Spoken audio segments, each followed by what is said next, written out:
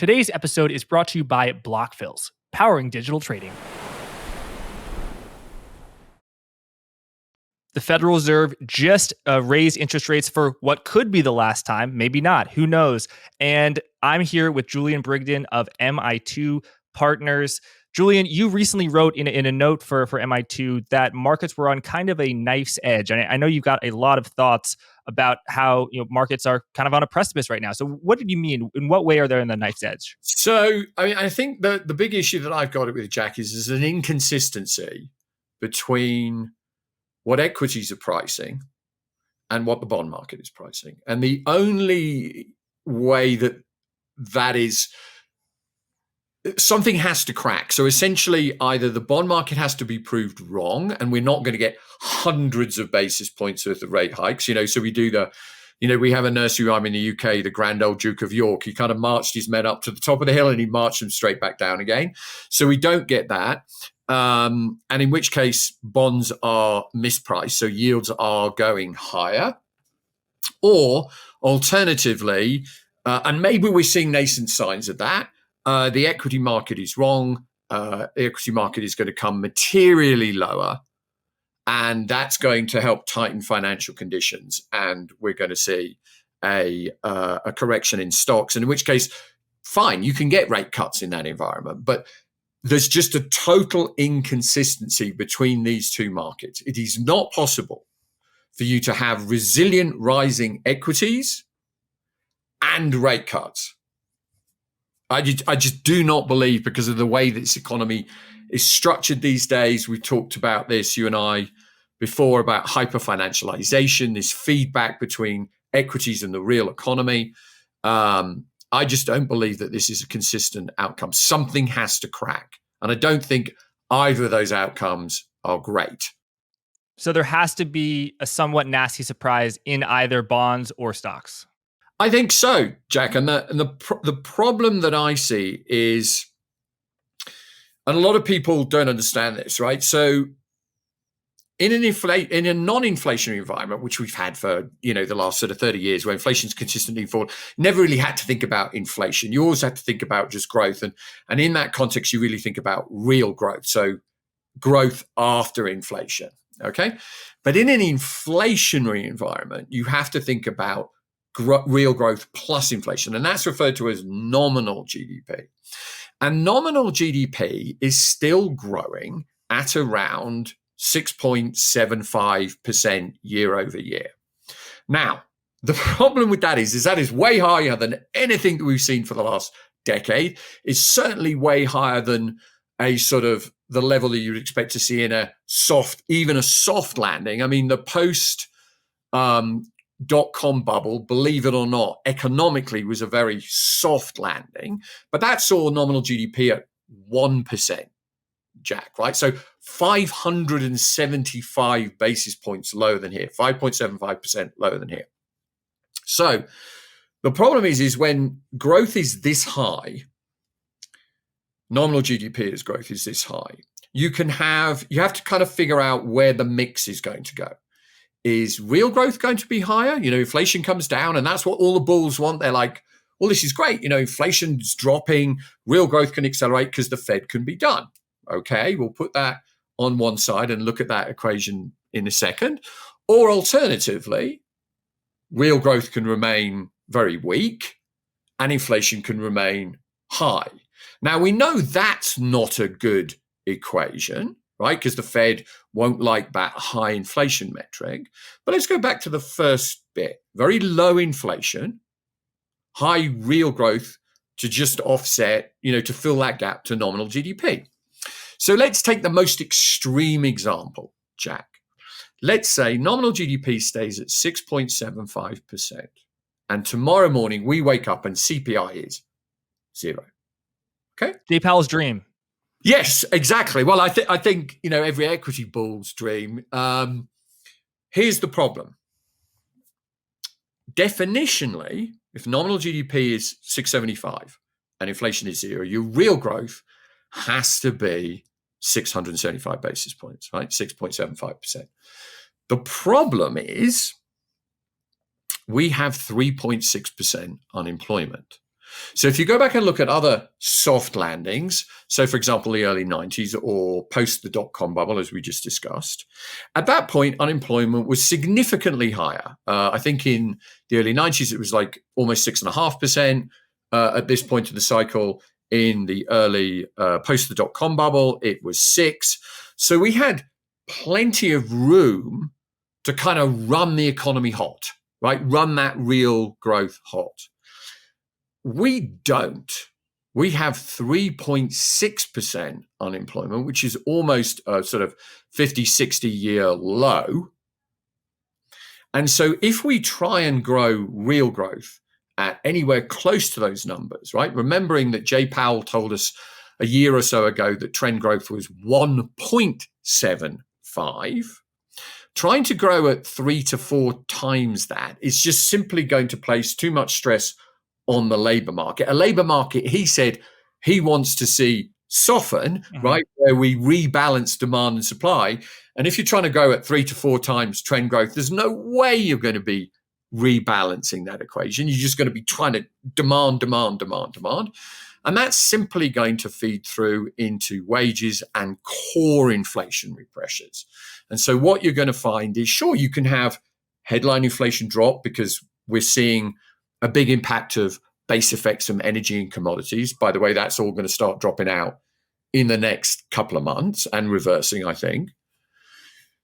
But this thing could come back, very hard and bite us in core inflation. So essentially what it will tell you is that the Fed isn't done. They're just not done, Jack. The Fed isn't done.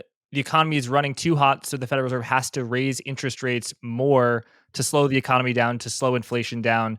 The disinflation we've had so far is because the price of oil was at $120 a year ago. Now it's not.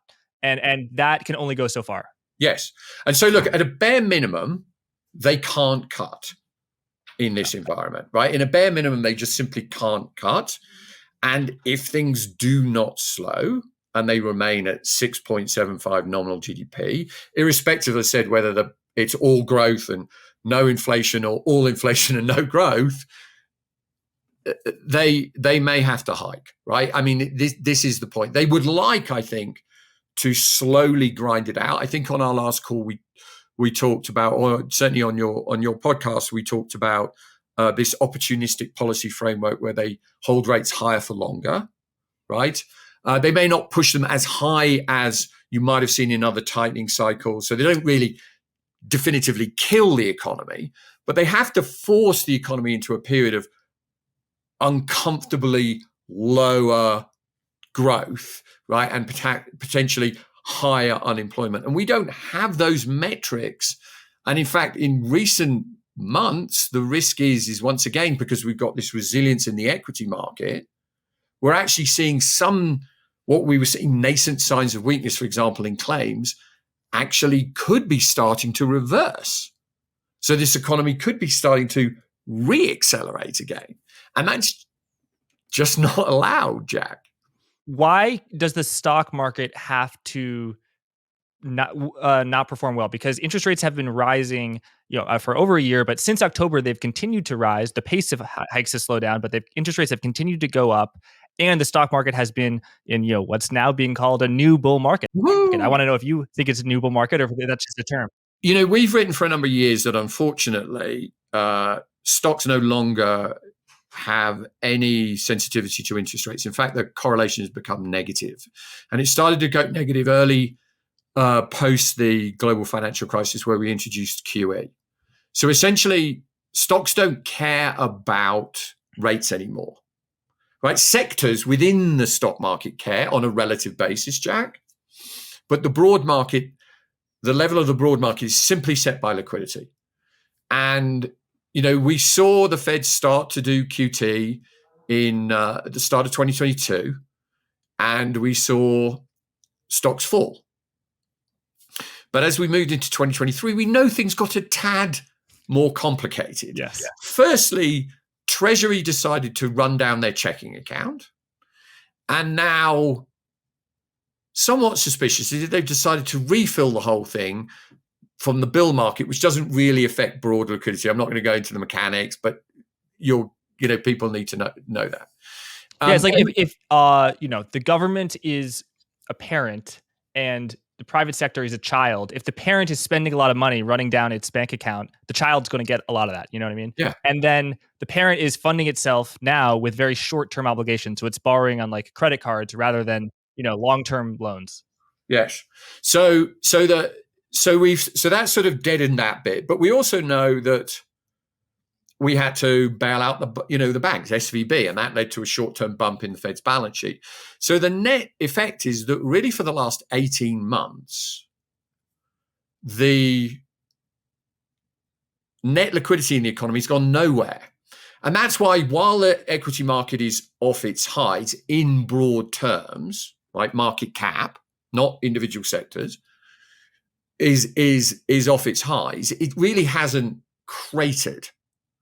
It's still relatively strong. And now we've got, the AI frenzy, which is taking money, robbing Peter a little bit to pay Paul. So we're taking it from some sectors and putting it into others.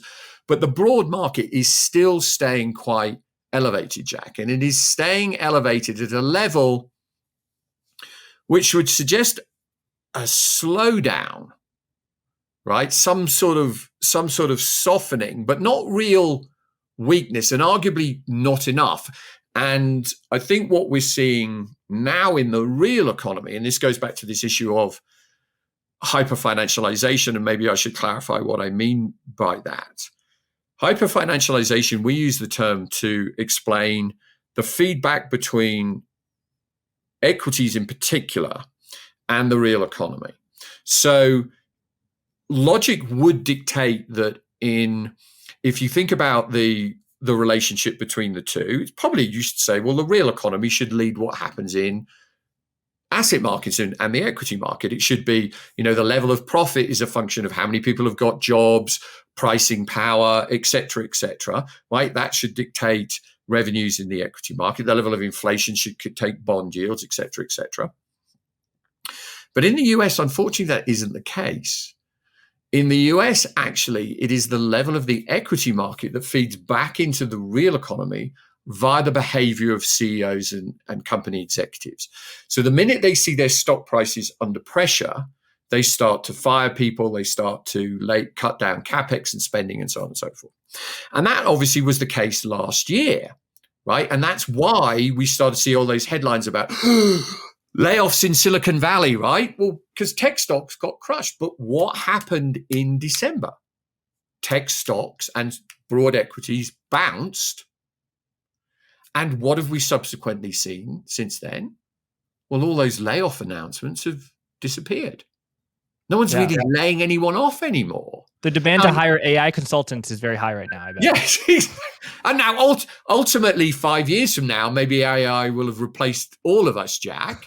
But right here, right now, that nascent weakness that the Fed wanted to see has stopped accelerating. And actually, I do fear could be about to shift the other way round. And that reflects, nominal GDP staying high, inflation coming down a little bit, but real growth re-accelerating.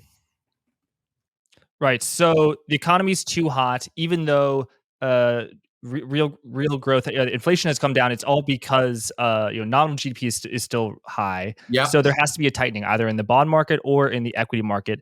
Bond market, we've heard this argument a lot. When interest rates are higher, it costs more to borrow. Yep. It's interesting. You said that the stock market is not that sensitive to interest rate hikes. What I'm curious about the economy do interest rate hikes slow down the economy? How much? Well, they should do. They should. How much of those hikes have we seen in the effect of the economy on the stock market? You're saying that stocks have to go down because they tighten the economy too. Because when CEOs who are largely paid in stock, their stock falls, they cut costs and then they let people go, and that slows down the economy. Okay, so just returning to that, interest rate hikes, how much have they slowed down the economy? If 100% of the tightening effect has already been felt, then interest rates have to go a lot higher. But if the lag effect is very, very big, then we're going to feel that in November. Right. So Jay Powell today seems to suggest that financial conditions, as they will refer to them, tighten quicker these days because we're all very sophisticated. So we anticipate what the Fed is going to do. So, and I tend to agree with him. I think that's kind of fair. So to your point, maybe we've seen quite a lot of the tightening, or more of the tightening than we historically would have seen by this point, right? So we're slightly ahead. The problem, I think, comes a little bit, and this is also an element within the economy, of we have very much a sort of haves and haves not economy in terms of the impact of interest rates, and also within the business space. So if you think about it, in the real economy on the consumer side, if you're a wealthy boomer who has a house that you locked into your mortgage at under 3% and you've got some stocks, what's the Fed done to me? Nothing. If you're a millennial who's struggling with trying to make a car payment, you're just about to get your student loans, have to start repaying. You're trying to save money desperately to put down on a house, and every time you do it, the affordability gets worse and worse and worse. Then the Fed's done quite a lot of damage. If you look at the real economy and you look at the corporate side of the real economy, likewise, if you're a Fortune 500 company, in particular, one of the very big Fortune 500 companies, you're cash rich, right? So 5% yield, cheers. Thanks very much, right? I'm actually making more money. Now, there's a lot of the vast majority of the S&P 500 isn't cash rich, but they saw this coming, so they turned out their debt. So they're kind of okay for the moment. And the smaller firms, yes, you are seeing signs of struggling, but not yet sufficiently that it's really bitten in the economy.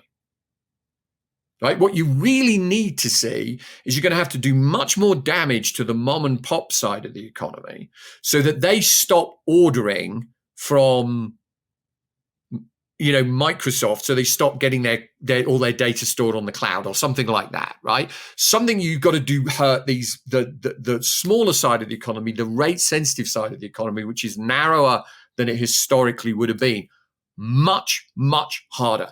And the problem is Jay Powell's tiptoeing around that one, right? I mean, for all his, I'm going to be tough, look at what, Volcker did, he's not even on the same planet as Paul Volcker, right? Not even on the same planet as Paul Volcker. Okay, so what about the Democrats? And they're trying to get, the Dems reelected for next year, right? So yeah, people, it's widespread that the mainstream view that Fed Chair Jay Powell has been very tough on inflation, and he raised interest rates more than many people expected. Right. Maybe not you and a handful of others thought, oh my God, interest rates could go to 3% or 4%. Well, now we're at 5.5%, and so you think it's still not enough? He's not even on the same planet, as I said, as I think of someone like Volcker. I mean, under Volcker, we took real 10-year yields to almost 10%, right? They are 1% now. Ours are not really very restrictive yet, right? I mean, don't get me wrong. And here's the thing. I think there's a real danger that those rates will actually ease come Q4, because I do perceive a rebound in headline inflation, because I think most of the gains that we have seen thus far, and you saw the piece that we wrote, is really a function of falling commodities and material prices, particularly energy, which have fed through into PPI. And I'm actually looking for those metrics to start reversing.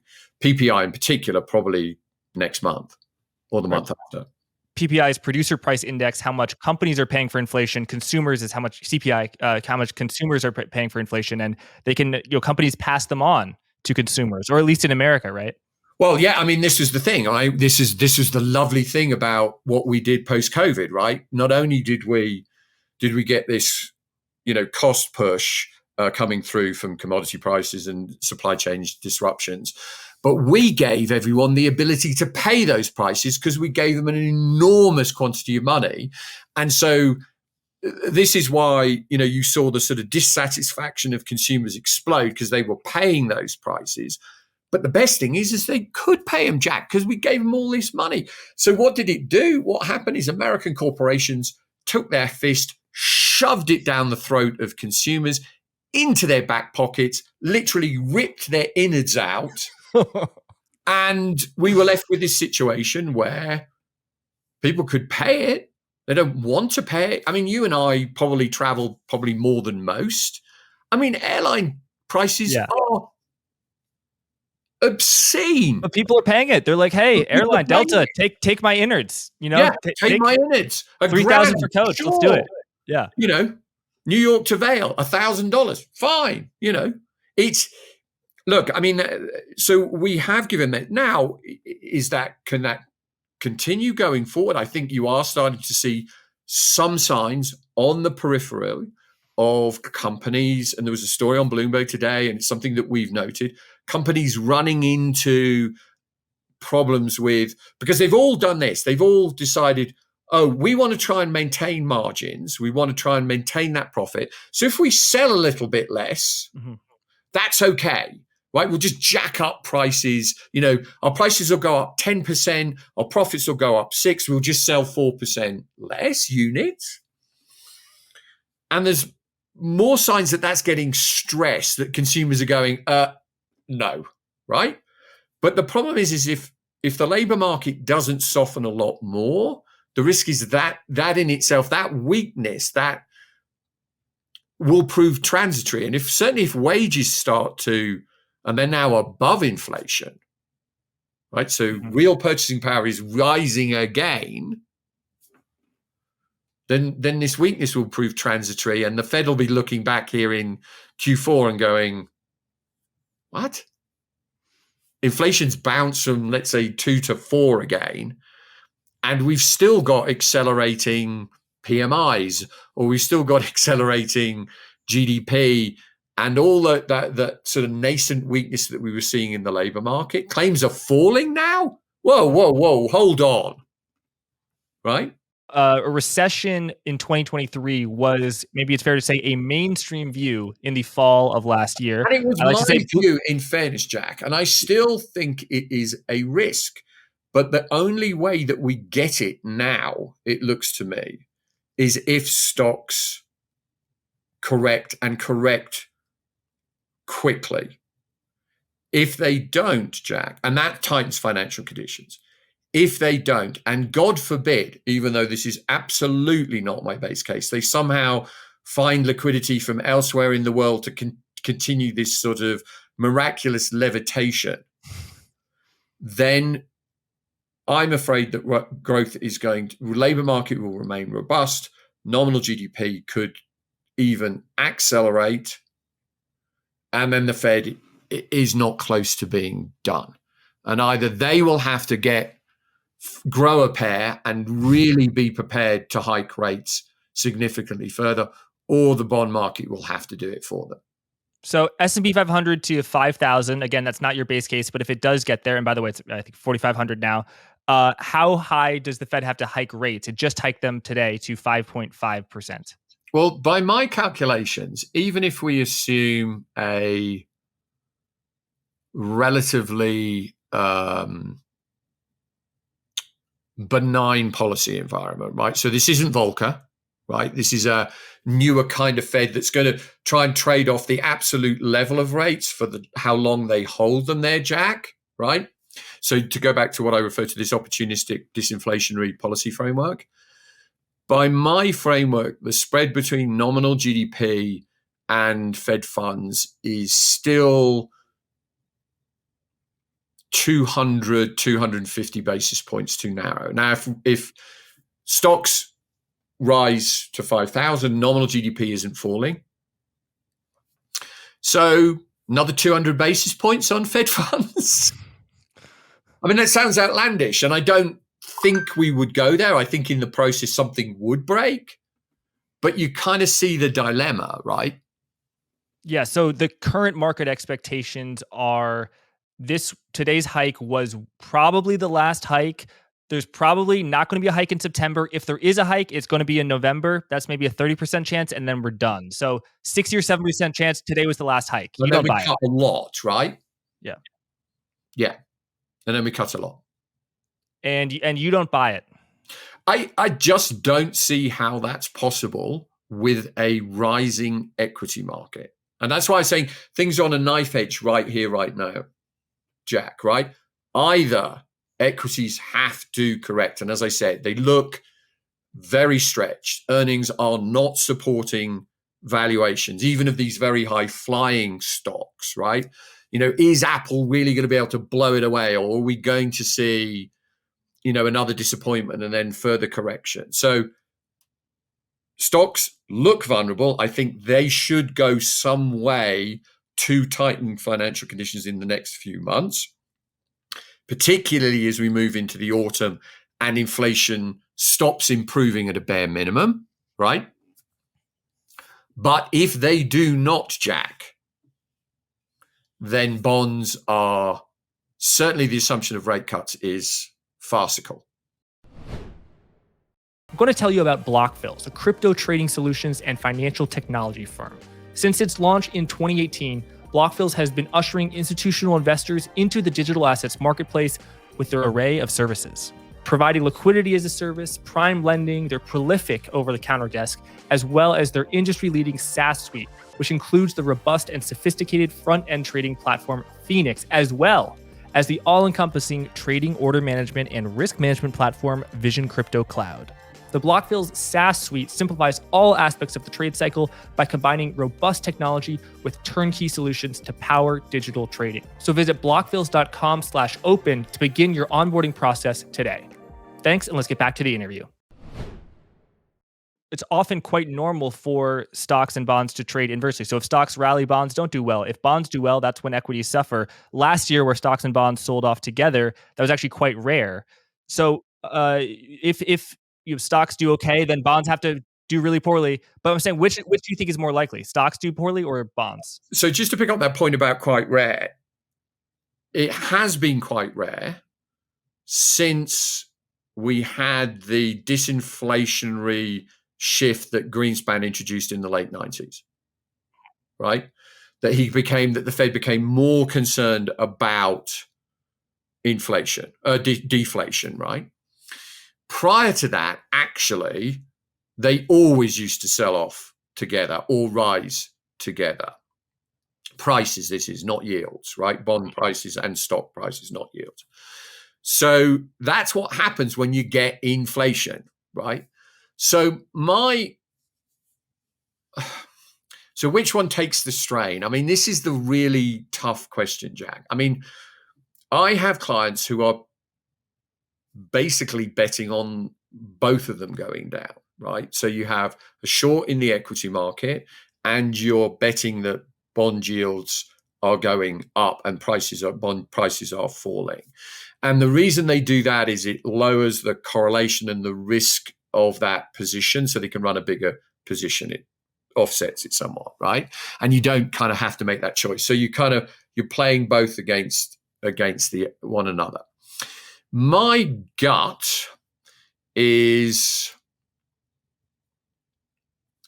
that initially, and certainly this has been the MO thus far, is that bonds will have to do probably more of the heavy lifting, at least initially.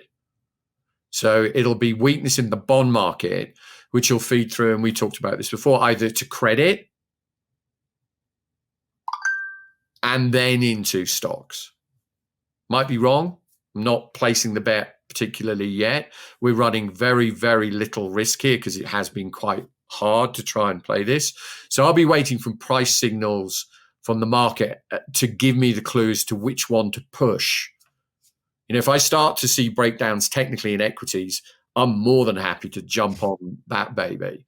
But likewise, if I start to see bond yields start to break out higher, I'll push that one as well. But something has to give. And a key to your base case for both is inflation reaccelerating. I mean, I think key to both is nominal GDP staying high for now, because as I said, I don't think it matters whether. I think it would be more damaging to stocks if inflation rose. Okay, that's something that they would immediately go, oh my God, right?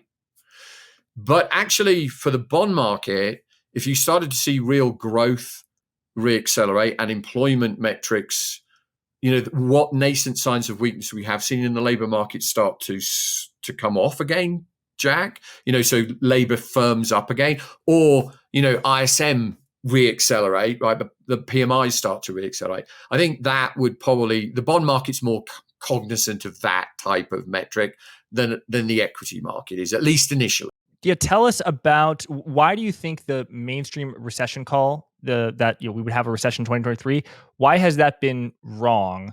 And I guess now the more mainstream view is, we're pushing that recession out to maybe it's going to be a mild recession in 2024. But just why has the U.S. economy proved so resilient? So I think in part because of this element of hyperfinancialization, because you've got this rebound in stocks in the first half of the year.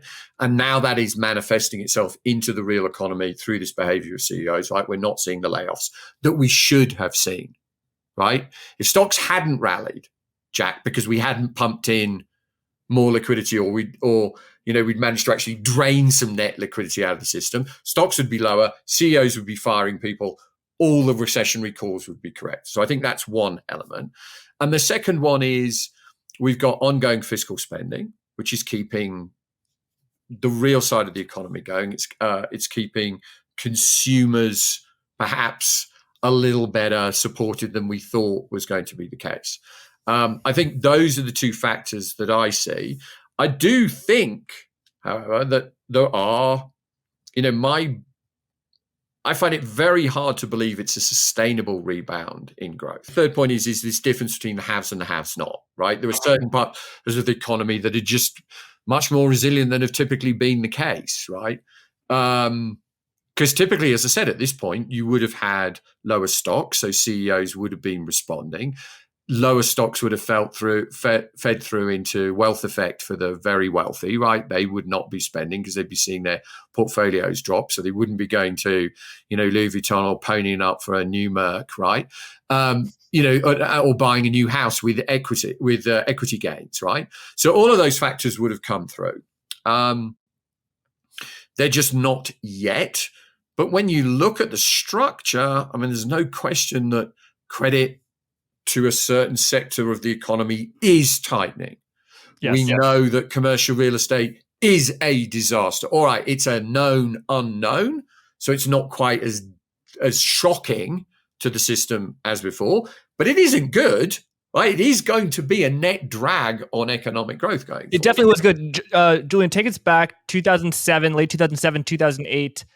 Obviously I was not paying attention to markets, where people was the subprime issue, was that a known unknown in the way commercial real estate is now? Because the theory is, if it's a problem, but everyone knows about it, there's not going to be mass panic. It's only when there's a black swan crisis that boom, that's when things go bad. Yeah, I think yes, because I think there's a tendency to look at, and this is one of the big problems, there's a tendency to look at asset prices as a metric of the real economy, and as long as that known unknown is out there and something else is ticking over, we tend to create this narrative of, oh, well, okay, we know this is a problem, but look, stocks are up today. So you get the journalist who calls me and goes, so Julian, why were stocks up today? And you're like, oh God, really? And why does that mean that commercial real estate isn't a problem? And you're like, it doesn't. They're just stocks are up today, right? So I think stocks in particular tend to be the last thing that responds, Jack. Look, we all knew in COVID in December of 2019 that there was a problem, right? I had loo rolls in my garage, by 1st of January. Now, you had what? Toilet rolls, right? Oh, okay. Loads of them, and cans and food and masks and the whole thing.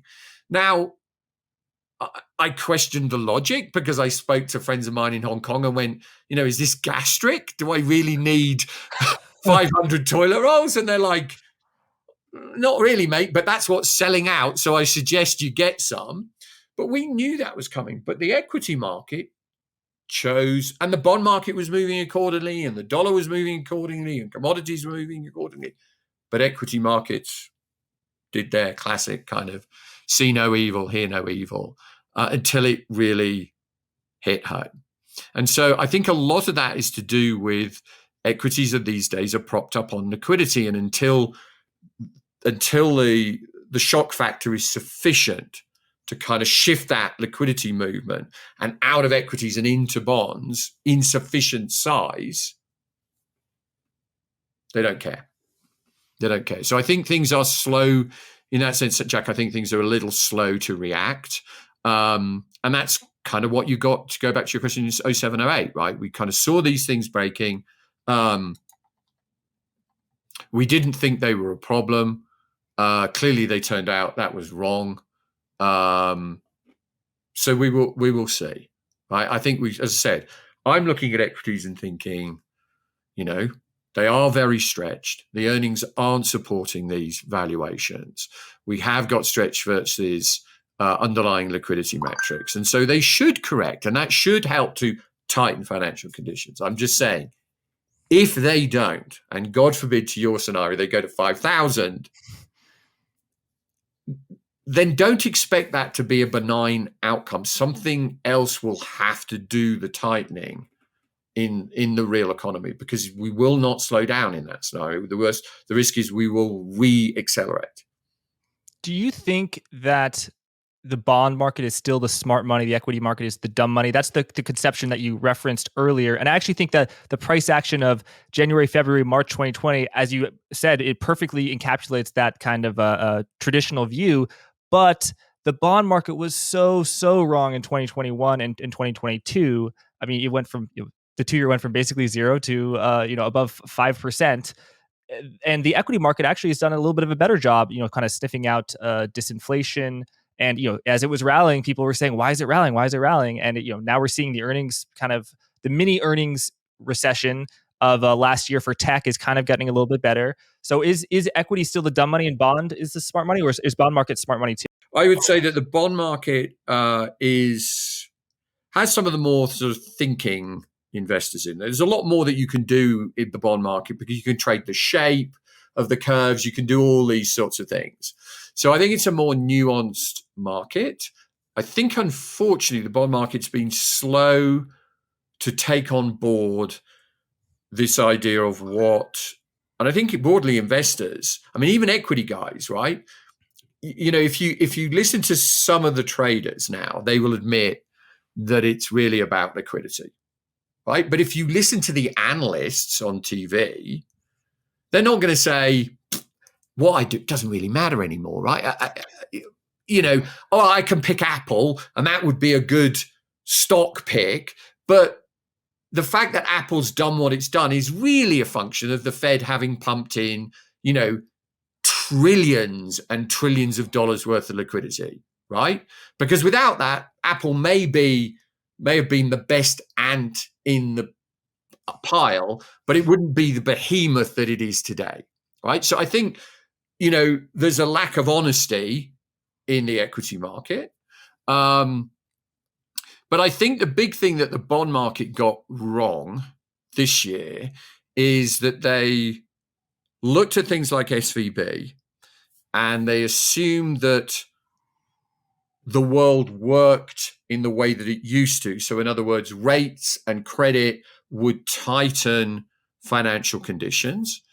And what they failed to understand is the equity market doesn't work like that anymore. And because the equity market is driving nominal GDP from the behavior of the CEOs, even if a bank went down, if the equity market didn't respond, they were wrong to bet, Jack. And we got to a point which was interesting, where you look at the spread between 2-year yields and Fed funds, 2-year bond yields and Fed funds, where we pushed 2-year yields so low relative to where Fed funds were that historically, and I think this was in May, historically going back 30 odd years, you were essentially betting that at that minute, the Fed was going to cut. Like in the month of May, they were done. And that was because of SVB, right? They were going to cut. This is maybe in March, the Friday that Silicon Valley Bank fell, there was a huge unwinding of all these rates trades, right? Yeah. and all And then these we went way the other customer way. prices. We went, right, now, all in. Now they're definitely going to cut. And the problem is the equity market went up because they pushed in more cash, right? At the same time that the TGA is coming down and pushing in more cash. And so the equity market just sat there and went, and so the bond market went, oh my God, right? And then, and this is the problem we get, right? If you get equity resilience, it's very, very hard to see bond yields drop and get bond strength. Because you're just easing financial conditions right across the board. Then everything's easy. So what's your view on liquidity? Your model of liquidity, I think we can put up a chart of it and the S&P, and it has diverged over the past few months. There are other factors affecting liquidity, like a fall in bond volatility, fall in equity volatility, which can encourage self-reinforcing behavior, AI narrative, that type of stuff. But how do you see liquidity going forward over the next few months or years, given that quantitative tightening is Yeah. continuing? So I think, look, when it comes to what Treasury does, there is large net issuance about to be done, net new issuance, right? So we haven't just got to refill the TGA. We've got to fund, hundreds of billions of dollars of new net issuance, right? Aside from rolling over existing debt. I think we're about 18% of the total float is now in bills. There's a committee that advises Treasury, made up of all those sort of primary dealers. And they've sort of said, not more than 20, right? Please don't try and roll over the whole of the national debt in the bill market, right? This would be bad news, right? Apart from being ridiculously expensive, right? But as I've But isn't bills are better than bonds? What's the alternative? You have to roll it over, right? No, I mean, you do have to roll it over, but you should spread out. If you're looking at if you're Treasury, right? On paper, Jack, and we'll talk about that. On paper, Treasury should be looking at the cheapest way of funding US debt, which would now be issue 20-year bonds. Correct. Yeah. Right. Now, I have a little suspicion that they know that if they push a lot of duration or issue a lot of longer dated bonds into the market, that will tend to drain liquidity out of the system. They can't get bought by money market funds. They have to come out of bank reserves. It's bank reserves that will hit liquidity in the system. And if I were Treasury and I'm an arm of the US government and the Biden administration, would I be sitting there going, I know that it could hit the equity market and I'm up for re-election next year. So do I really want that to happen? So I think that liquidity side of the equation is a little tougher, right? What Treasury decides to do with its issuance, which should weigh on liquidity, let's see, right? Most of the forecasts I've seen suggest that they will have to do some, because logic would just dictate that you don't want to roll everything over in the bill market, right? You don't want to be rolling over trillions of dollars every couple of months, right? But let's see, Jack. Yeah, it's not good. Typically, governments that fail, or they're governments that can't secure long-term financing. It's a great thing that the U.S. government and other governments can sell long-term debt. So it doesn't make a whole lot of sense, and it's more expensive to fund in the bill market because we have an inverted yield curve. That's what I want to ask you about now, Julian. The track record, whether it was pure by accident, luck, or if it actually is a good predictor, an inverted yield curve has very often preceded recessions in the U.S. So, right now, 5.5% on Fed funds, or that'll be tomorrow, and the 10-year is far, far less than that. So short-term money is a higher yield than long-term money that very frequently precedes a recession in the U.S. And the way that it uninverts, as I learned from you, is short-term rates falling much more often than long-term rates going up. So your scenario of we have a bear steepener of short-term rates stay high or even go higher, and then the long-term rates go up a ton, a huge sell-off in bonds, that is actually quite rare. Is it not fair to say that much more often the Fed cuts, and that's why people were expecting Fed cuts? So is the bond market a good predictor in that sense, or is the curve? And I think the answer is it always was, right? I think it always was a very good predictor. But the problem is really since 08, 09, the shape of the yield curve seems to have become very correlated to what the Fed does with their balance sheet. So to a certain extent, Jack, what's happened is as they've initiated QT, it naturally tends to invert the curve and pin longer term yields down as short term yields rise. And you can look at the correlations that are actually very strong between the rate of change of the Fed's balance sheet and that thing. Now, I suspect that makes it less of a useful indicator, Jack. And I also think that it creates another problem, and that is we're seeing some slowing in the housing market, which is obviously very sensitive to longer term yield, but we're not seeing as much as we probably should. And in fact, there are some nascent signs that we might actually be seeing even some sort of reacceleration. And really, the Fed could kind of do with higher 10-year yields because it would mitigate the need for them to do even more on Fed funds. I think it's both more mechanical than it used to be. So the inversion is now, I think, slightly misleading because I think it's a function of mechanics related to the balance sheet. But it also creates a problem in that, wouldn't it be kind of nice if if 10-year yields were 4, not 5, not 3 and change, right? Yeah, on the housing market, I know you had a very good trade, I think in late 2021 on shorting the home builders. For a while, that was a very, very good trade. Those home builders have reaccelerated. Parabolic, and we tried to short it again, got our heads ripped off. That's what stops are for. So it was a small loss. And I think what and it goes back to some of the things that we've said before. But it's really the truth in home builders. What I underestimated was how the increase in price would offset the fall in volume. So the fact that the price of the houses that they're selling is so much higher than before, Jack, means that even though they're selling far fewer of them than they were at the heights of COVID, their revenues have been very good. I mean, right here, right now, and I've got a couple of models that we tweaked to look at this. The home builders do look even bloody extended relative to that metric. But there's unquestionably that's what last year helped them really, really outperform. Right. And maybe what also helped them is that the existing home market, no one's Right, selling which is why they could charge more for their prices, even though they're not selling as many because not many people can afford them, right?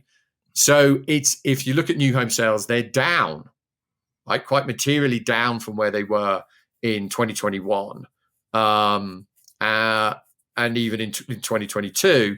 It's just that the price has risen for the unit that they sell, so their profits are up.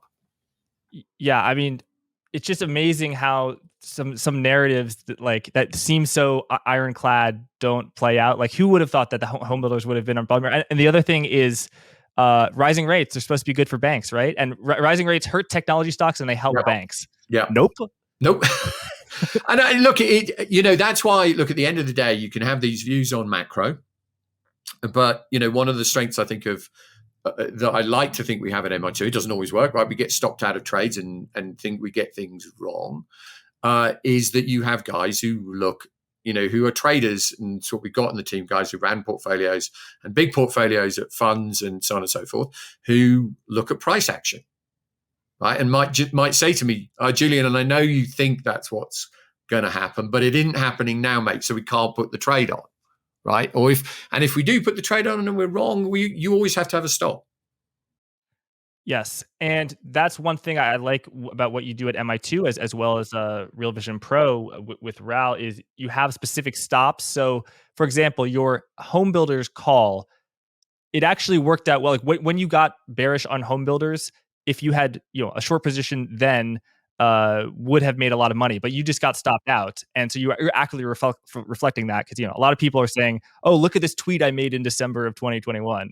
So I like the way you do it, Julian. I want to now turn to currencies and the dollar. The dollar, after exploding higher last year as the Federal Reserve raised interest rates, I think since September it's been in a downtrend. DXY from over 110 to now around 100. It's weakened against the euro, and I think the yen as well. But also, interestingly, it's now strengthened against the yuan. So, what's going on in the dollar, and why does it matter for macro and financial markets? So I've been in the camp, Jack, that the dollars look stretched to me for a couple of years. Now, having said that, it looked like it was going to roll over prior to Ukraine. And then obviously we saw the invasion and the thing just took off again because all that money got scared of being in Europe and fled into the relative safety of the United States. I think part of the problem that we've got with the dollar is that all the world's money is essentially sitting here, right? It's sitting and is really come here since 2011, then accelerating in 2014, and then since COVID. And it is helped to perpetuate this self-reinforcing, if you want to use the true sort of Soros technical term, reflexive cycle. So in other words, as the dollar strengthens, it also underpins the fundamentals that justify that dollar strength. And so we've had this situation where we've had money flowing into the US because we were raising rates, we were doing QT in 2014, money came into we stopped QE, in 2014. And money came into the dollar looking for that strength. It then looked for a home, so it went into corporate bonds or into equities. The corporates took that money that they borrowed from the corporate bond market and bought back their own stocks. So equities went up even more. So you had this strong dollar and booming stock market. And that in the real economy manifests itself into economic strength via the wealth effect. And it also it leads to a booming economy and a large current account deficit, which needs to be funded by yet foreigners again with yet more inflow. So we get this really strong reflexive cycle, Jack. And at the end of the day, it is a tremendously powerful cycle, but it has some inherent instabilities at the heart of the system. So it depends on kind of think of it like a three-legged stool. So the first thing you need, because foreigners have bought US assets to fund this trade, okay, and it really is the world's largest carry trade, those assets need to continue to outperform. So if US stocks or US bonds materially underperform their peers, that trade could unwind. Secondly, you need a booming economy because the booming economy requires the funding. And if the economy stops booming, then the current account deficit shrinks. We don't need so much foreign money and the money just goes home. And the third thing you need ongoing dollar strength because the money that's come in is in foreign currency, right? Foreigners have lent us essentially euros to go and buy BMWs or yen to go and buy Lexuses, et cetera, right? Because they're buying treasuries, they're buying US treasuries with yen, and then people who are selling the US treasury are buying stocks. Yeah. Or they're buying stocks, right? They're buying stocks, right? The Swedish central bank, the Swiss central banks bought bloody stocks, right? That's literally they're taking their current account surplus and funding our current account deficit by buying Apple, literally by buying Apple, right? So as long as those metrics kind of hold up, Jack, we can have this stable, unstable equilibrium and a strong dollar and so on and so forth. But there have been some cracks recently, right? Actually, for all the euphoria around US stocks, since the third quarter, you would have been better off owning European stocks in euros than US stocks in euros. So from the perspective of a European investor, we've seen a bit of a slowdown in the economy, not as much as we probably need to. So we still need that foreign money. And the dollar has started to show a few signs of kind of weakness. I don't think we've seen enough yet to kind of call definitively a dollar top. We've had a little bit of a play. We bought some euro calls. We said it looked a bit stretched, so we hedged them. And now we're trying to play that. We bought some dollar puts against the yen. because that looks very bubblicious to me. That's the one that really, I think, looks really intriguing, because it looks, you followed us when, Raoul and I on Real Vision he calls it a classic crash pattern, that kind of bubble chart. I call it a classic bubble. Dollar yen looks exactly like that, Jack. So you think the dollar is overvalued against the yen, or undervalued? So you had this parabolic blow off in dollar yen. It then dropped very hard, and we're trying desperately to kind of rally dollar yen, but it looks like it could be failing. And if it does, that's important, because dollar yen is the funding currency for a lot of the speculative players to buy US assets. So back to that dollar yen. So we hit a high of 150, and this kind of just slightly over 150 in a parabolic move from March of 2022, where it just went straight up. So that literally looks like the jet fighter that's going to go vertical, right? It's whoosh, and we went all the way from 115 to 152, which in currency terms is not a stock, right? This is the currency of two massive economies. Right? Yeah, talk about inflation. That's basically inflation. If you're a Japanese person buying oil, yeah. I mean, this is a humongous FX move, right? Humongous FX move, and we did it in the best part of 6 months, right? Then it topped out and it dropped starting in sort of September, October, down to about 128. And since then, it's tried to make it all the way back. But if you remember, what a classic bubble is, you kind of have these bull traps. So you have the blow off move, you then drop sharply, and then you try and kind of come back to the highs, because, if you're willing to pay 152 for something and suddenly the thing is 128 and the narrative hasn't really changed, Jack, then surely at 128, it's a bargain, right? But something in the dynamics in that interim has changed, and you never quite make it back to the high. And the risk is that when that fails, you fail to make the new high. You come close, so tantalizingly close, but you just miss it.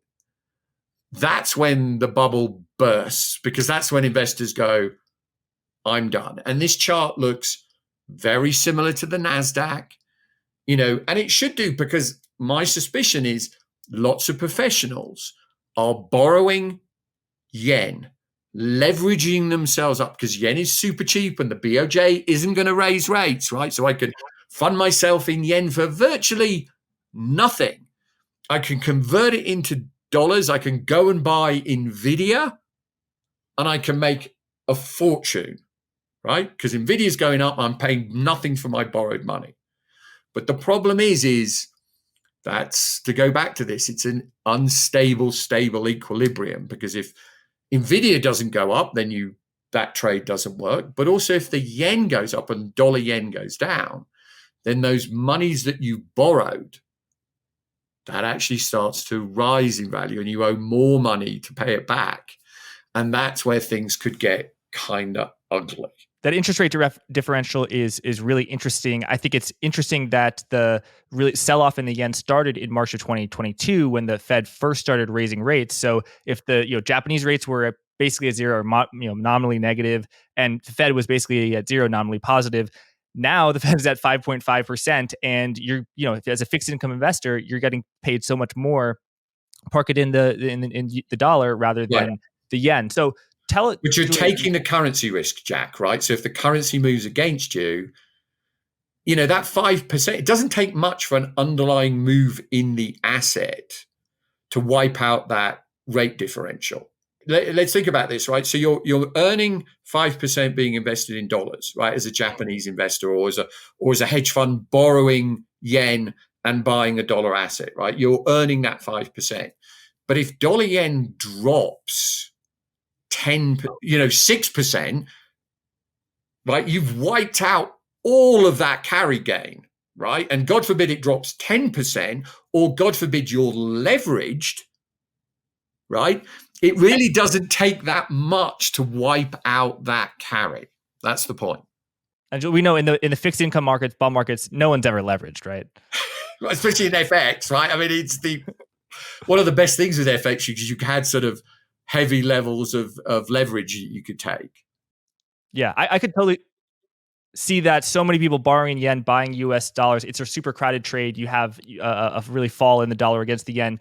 But what about, Julian, if, as you say, the Federal Reserve can continue to hike rates? You said, 100, 200 basis points more, let's say 100 basis points more, 6.5% on the Fed funds rate, 2 years, maybe a little bit below that.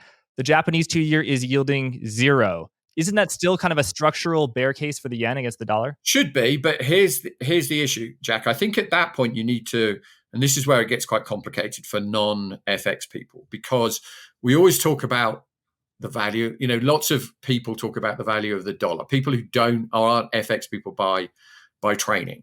There is no such thing, right? I mean, you can look at the dollar index to get a metric of what the dollar is worth, but that's the dollar versus a basket of currencies, and predominantly the European currencies. Mm-hmm. So you have to start differentiating against the dollar against what.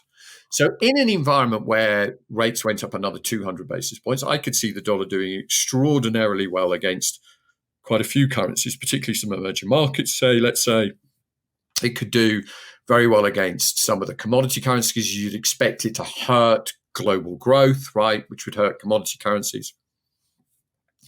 But what if, Jack, in the process of raising rates, we blow up what I think is a bubble in the US equity market, and that all those trades that are funded in yen, invested in the US equity market, get unwound?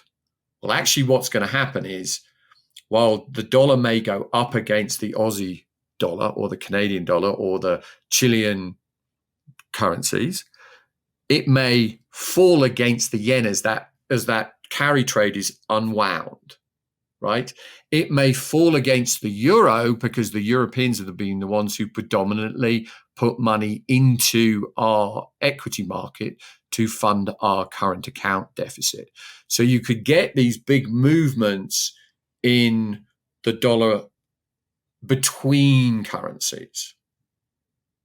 So if in the process of jacking up rates, the Fed breaks something and we get a big risk off move, I would not be at all surprised to see euro against the dollar go up, even as the dollar went up against some other currencies. And you've seen that in the past. And you get huge movements then in relative currency. So you might get euro go up hugely against the Aussie dollar or the Kiwi or some emerging market currencies. And likewise, the yen go up for the same reasons, because it's a funder of trades that are getting unwound, Jack. And as those trades get unwound, people have to buy back those euros or yen. So you think that the U.S. stock market will suffer in this scenario, but it won't be other foreign markets? Because often isn't it the case historically that when the Fed raises rates, sure, the U.S. equity market suffers, but it's the kind of least dirty shirt in the laundry. And I don't agree this time. I think it's the one that's the most overvalued. Yeah. Okay. So if look, and I'm not saying it will, but if the bubble does burst. If the equity bubble does burst, the place where the equity bubble is unquestionably the largest here. Yeah. Not overseas. So they all go down, don't get me wrong, Jack. It's just ours can go down potentially a lot more. And do you think that will be kind of an early 2000s scenario where it's just kind of a structurally weak dollar that boosts commodity prices, boosts gold? Or do you think it could be like a kind of reverse dollar squeeze that's a little bit more violent? I mean, typically it ends up in the former, but starts with the latter. So you get a nasty decline. Say against those funding currencies, you get the euro goes up, the yen goes up, in an environment of risk off. Okay, where stocks are falling, let's say, right? US stocks are perhaps falling the most because that's where the bubble is. And then eventually when the Fed starts to cut rates, right? Because the economy is in the recession at that point, Jack, which really started in 2002. That's when the dollar starts to really materially decline. And that's a positive for the rest of the world. It's a reflationary event for the rest of the world. And what you typically see then is other things outperforming the US equity market. It doesn't mean the US equity market doesn't go up. It did go up from 2002 to 2008. It's just you would have been better off as a US investor being outside the US, taking advantage of a weaker dollar and rising overseas assets. That makes sense. So, uh, how if it does it? How do you reconcile a very high U.S. rates with a weak dollar? For example, if the U.S. let's say gets to 6% on the Fed funds rate, where does the ECB hike, European Central Bank hike interest rates? Look, at least initially in that process, I mean, we don't have a Fed that's doing that, by the way, right? Yeah, yeah. I mean, I think they should. I think they may have to, or the bond market will do it for them, which will not be a positive. This is why trading the dollar at this point is quite complicated, because I think in the major currencies, which are really the yen and the euro, okay, there is this element that they're not only a carry trade, at least, they can be initially, okay, where, sure, if US rates go up more than Europe, the euro could go down against the dollar. But if in that process you break the stability of US financial markets and the money goes home, that's when actually the dollar could really weaken against those currencies in particular. Thanks. How is the economy of Europe? I don't follow it nearly as closely as I should. I know in Germany, the PMIs, the manufacturing sector is looking a little sluggish. Oh, I think very sluggish, right? I mean, I think, look, manufacturing across the whole world is looking sluggish, right? There's unquestionably, we've had a big inventory cycle. And Europe in particular is very vulnerable to that big inventory cycle because they're more manufacturing oriented, particularly Northern Europe. And we all tend to focus on German data, or French data, and they're more manufacturing sensitive than, say, Italy or Spain. So, yeah, I mean, they're going through a rough time. I mean, I think the idea that they wouldn't go through a rough time is wrong. But US manufacturing's gone through a rough time. So, I mean, do we get this choppiness short term? Maybe, Jack. And that's why I've got a euro trade on, slightly long. We put it on so that this thing could come off a little bit, and then we'll see what happens after that. But it's not a huge bet, and I think it could end up. I do think the dollar is the one variable I'm watching very, very, very closely, because once the dollar changes direction, your whole investment thesis changes very dramatically, and it tends to happen for a multi-year period. But we're not there yet. Nascent signs, maybe, right? Convicting real signs, no. And the one currency the dollar has been strong against is the Chinese yuan, not the Japanese yen, but the Chinese yuan. What is going on in China? Is it fair to say that the reopening boom that was expected has been lackluster? And by the way, Chinese stocks on a valuation basis are cheap. Now they could be cheap for a reason, but yeah, what do you think? I think they're cheap for a reason, Jack. And I think you always got to be careful about when you use that sort of rich, cheap analysis, as they call it, right? Are our stocks just super rich and their stocks cheap because ours are just super rich, right, on a relative basis? So look, no, there's no question, though. You're right. It's been a very, very lackluster reopening. Is it as quite as dire as some of the data suggests? Probably not. I think, look, when it comes to the renminbi, I am not in the camp that believes that this is anything close to a free floating currency. I think that the Chinese manipulate the currency. I think the weakness that we've seen over the last couple of years resembles very much the weakness that we saw from 2014 to 2015 in the renminbi. As the last time the US was tightening monetary policy, back then they weren't doing QE anymore, and we started to see towards the end of that period some rate hikes from Janet Yellen, if you remember. And the Chinese have let the currency kind of take the strain and help to support their manufacturing sector, which this time is weak, right? But there is a limit to how weak you want your currency to go, particularly when you are trying to keep money inside the economy, okay, to support asset prices, be those stocks or apartments, right? You don't want capital flight, right? So there's this kind of balancing equation between the gains that you get from a currency weakness helping your external sector, your manufacturing sector, and what it does to your capital markets. And I think we've kind of hit the limit to where that goes. And that's why I think you're starting to see some signs of euro and yen strength, because very much in when they did this last time,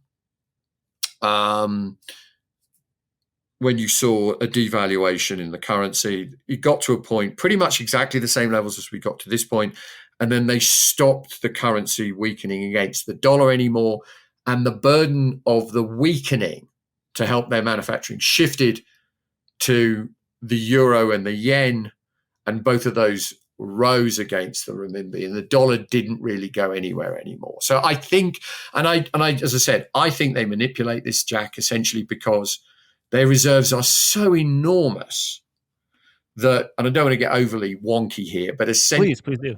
We're at the anyone end. who understands FX or understands options, they're running kind of the largest positive gamma options book on the planet. So essentially, as the dollar has risen against the renminbi over the last 2 years, the value of their dollar reserves as a percentage of their total reserves have risen. And now, if they want to keep that balance, if they want to revert that balance to where it was, they need to start selling dollars and buying other reserve currencies, which is euro and yen. And that's essentially what I think they did back then, and I'm suspicious they're doing now. Yes, and it's really interesting. So as the dollar goes up, their values of treasuries goes up, but that doesn't really help the economy. It's kind of it's just a reserve. It's a reserve tool. As I said, there's lots of people out there saying, well, the renminbi is just going to keep weakening, keep weakening, keep weakening. And in a normal economy, that may be the case, but in a centrally planned economy, okay, where you're trying to manipulate these various levers and you have the ability more than other places to manipulate these various levers. Infinite currency weakness, while it might help your manufacturers, if the fundamental problem is not your manufacturing sector, but it's actually your asset markets, right? Your housing market and your equity market. People money leaving the country. You don't want to see, there's a limit to how far that currency weakness becomes a benefit and when it tips over to being a fundamental problem. And I think we've hit that point. And that's why I don't think they really want to see the renminbi weaken much more against the dollar. So they're selling their U.S. treasuries to buy yuan, and they're doing that to defend the yuan, and they're not increasing interest rates, which would defend the yuan, but so they could be stimulative. So interest rates are like 2%. It's a bit complicated. I'm sorry if it's a bit wonky, but it's a bit of a thesis of ours, but it's worked out so far. It's one of the reasons why we sort of turned bullish on the yen and the euro when we did. And it's something that we're just kind of watching, and it's a pattern that we've been through in the past. And I think, if I look at where we are now, I think it's equivalent to sort of early 2017, where you started to see dollar renminbi or dollar yuan go sideways, and euro renminbi and euro yuan basically move up. which means if the dollar's not really moving anywhere, it's kind of euro dollars. The euro's going up in strength.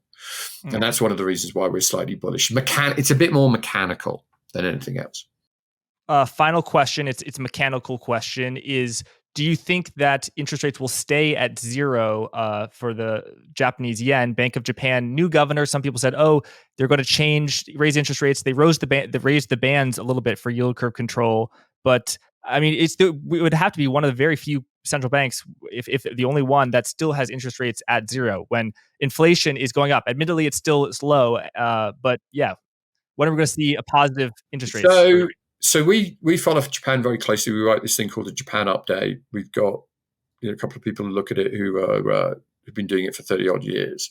We've been very much in the camp that the BOJ will not at this stage move. Now, could the dynamics change? Yes, they could. What do we think needs to change? Well, I think what really needs to change, Jack, is something that's a good inflation versus bad inflation, right? So there is good inflation if you're Japanese, in the sense that it's driven by underlying wage growth, right? So it's sustainable inflation, right?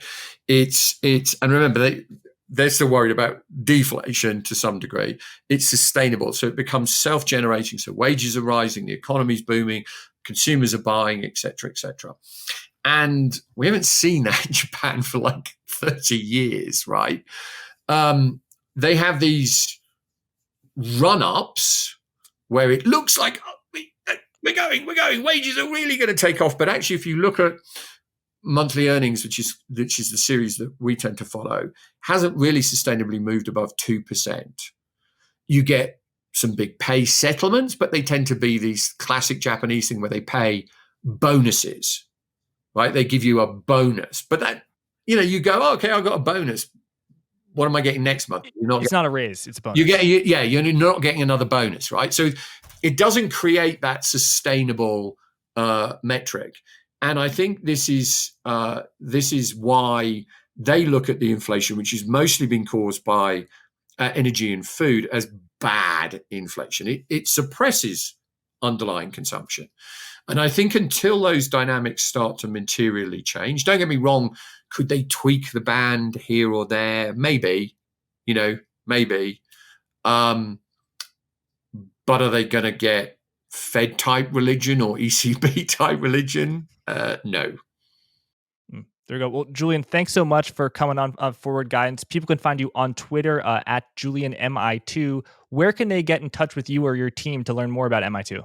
So likewise, they could just reach out to support@mi2partners.com.